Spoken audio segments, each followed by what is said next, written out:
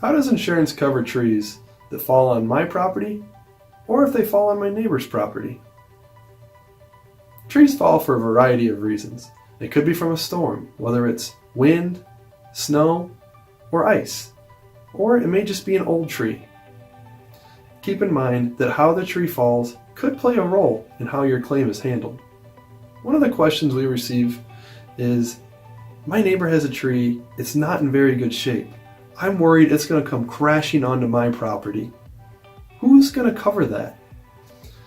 And it really depends. If the tree is in bad shape and falls on your house, your neighbor could be found negligent and be liable for the damages. If it's a good, healthy tree that falls on your property, you're going to be responsible for the damage. If the tree is good and healthy, wherever that tree lands, it's that person's responsibility. A lot of people will also say, my neighbor has a tree that's in terrible shape. It's dead, it's rotting, the core is hollow, it needs to be taken down. If your neighbor has a tree that you're worried might potentially cause damage to your property, take pictures of it. Keep good documentation. Maybe have someone come and inspect the tree as well. Don't do it from their property, stay on your property.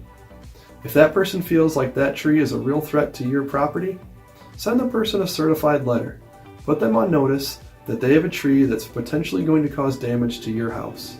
Remember, you're still neighbors, you want to keep good neighborly relations. Be professional, be polite. If you have a tree that just falls in the yard and doesn't do damage to your house, garage, or shed, there's typically no coverage to clean up the tree. As an independent agency, we do have some carriers that will cover the debris removal for a tree that's just laying in the yard. But generally, very few carriers actually cover the cost to clean up the tree. If your particular area has been hit hard by wind damage or storm damage, definitely vet the people that are going to be doing the tree removal or the cleanup after the storm. Use reputable companies.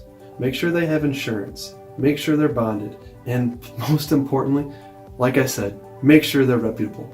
Do business with people you know. Keep the business local so that you know who you're dealing with.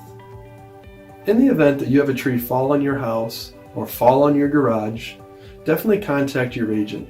Find out what temporary repairs you can do to prevent further damage. At a minimum, if you have a tree land on your house or garage or shed, put a tarp over it. Prevent any further rain or water from entering the property and help, keep that structure as safe and sound as possible.